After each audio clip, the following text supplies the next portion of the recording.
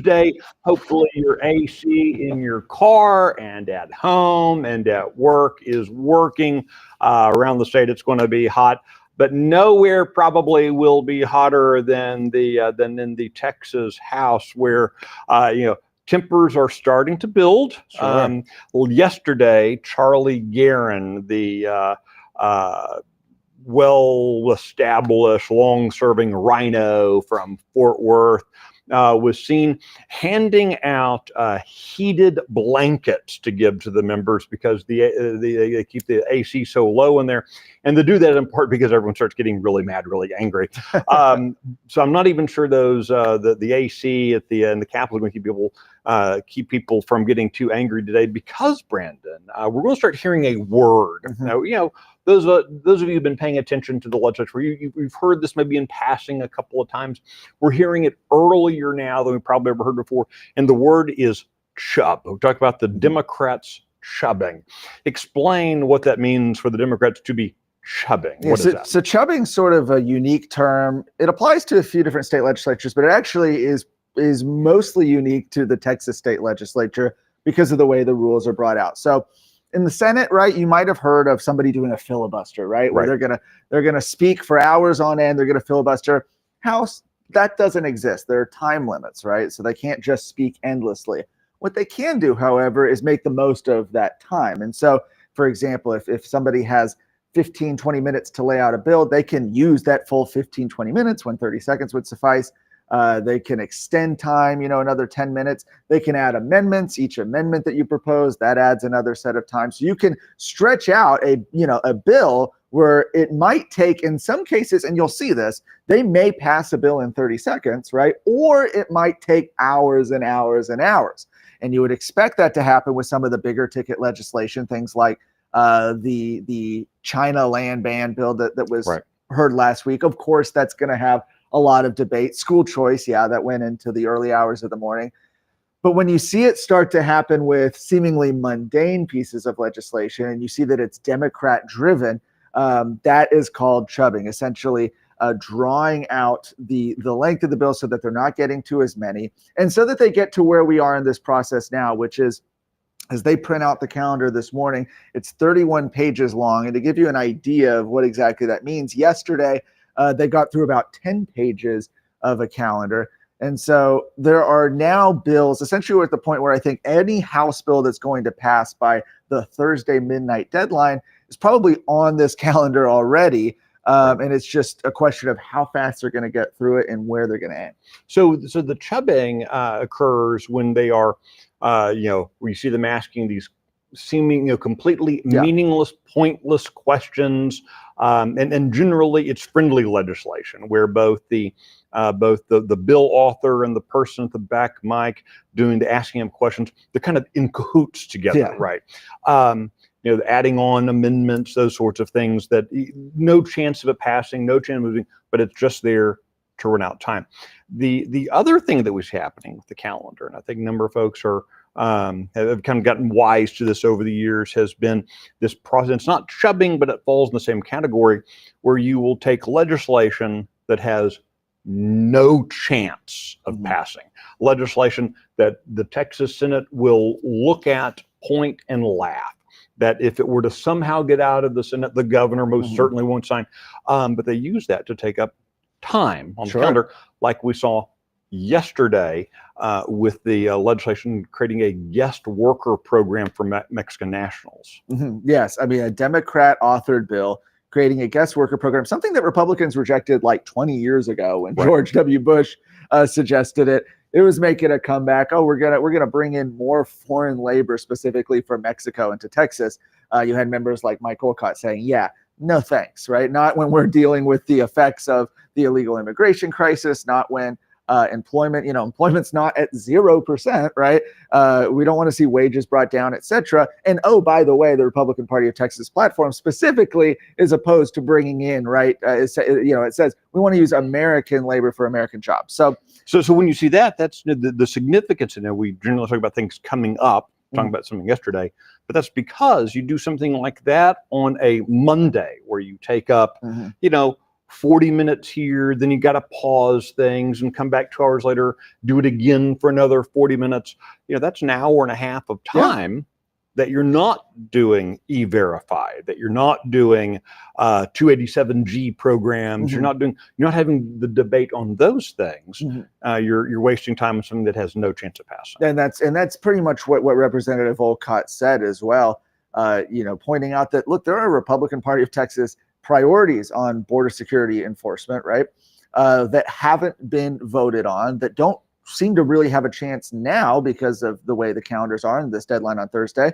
That will have another bite at the apple. We can talk about this in a moment, but when it gets to passing Senate bills, the deadline is a little longer for that. So there's still chance for some legislation after this week. But when you have bills like this that don't have a chance, frankly, I'm surprised it was as close as it was. You had 9 Republicans actually joining Democrats on this, which you can find that full list in Brandon's article at Texas Scorecard. Which I think is wild, right? But in any case, probably not something that would have had any chance if it were sent over to the Senate. But it accomplished what I think many suspect that leadership wanted to do, which was to add another reason to delay.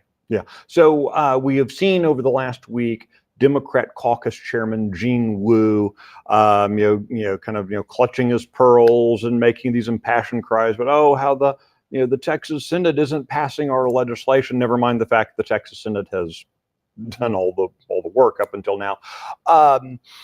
This is significant in part. You talked about these deadlines. Thursday is the last day. Thursday, when you get to 11:59, essentially at the very end of Thursday, is the cutoff for passing new House legislation, passing legislation that originates in the Texas House. But the deadline is later for things that come out of the Senate.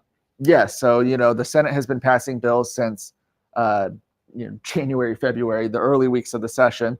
So those bills have been stacking up in the House.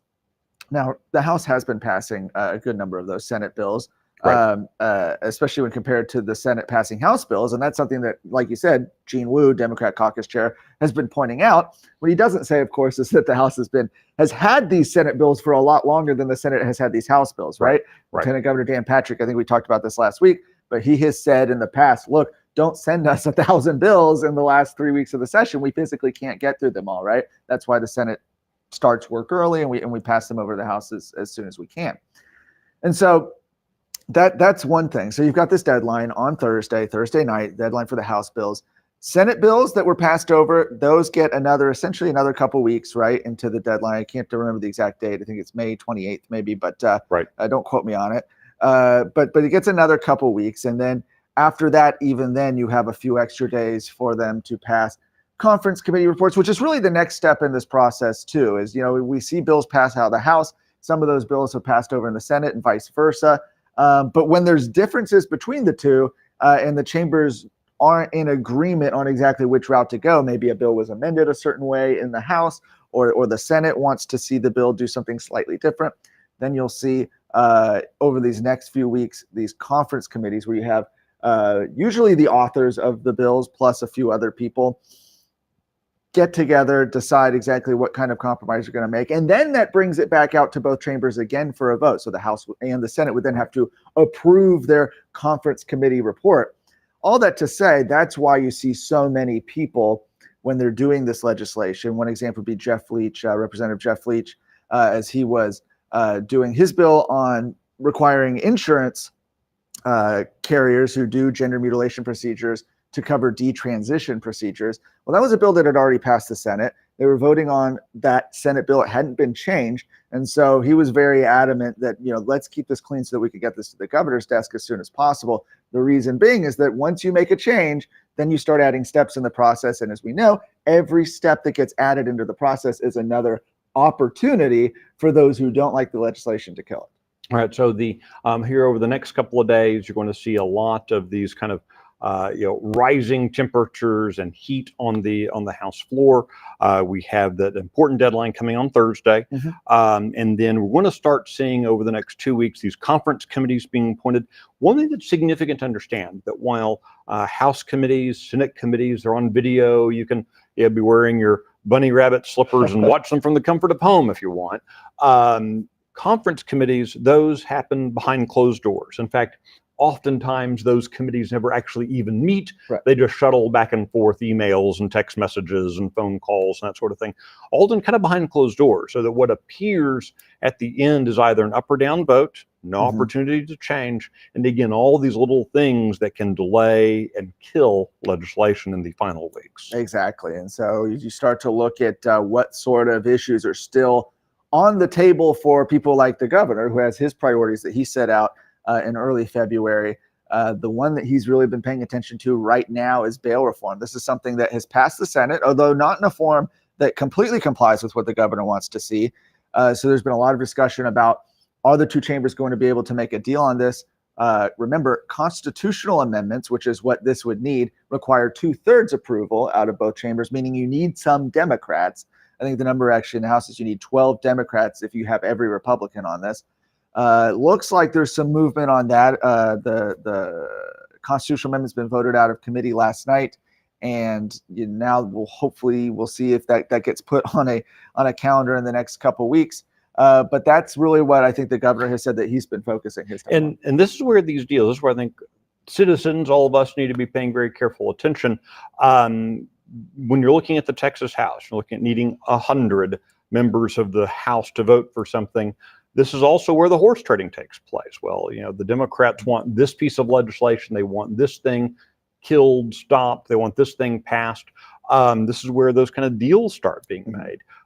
So, be watching for that. Because, and with something like bail reform, one, it's actually very important. Two, the governor really wants it for his legacy. That now creates a lot of perverse incentives for the House leadership to play games with things that might actually be more important to you and to your family. So, important to watch all these things as you're going through the process. Absolutely. All right. Hey, thanks for joining us on this Tuesday Advance. Look forward to seeing you around the Lone Star State. Have a great day and try to stay cool.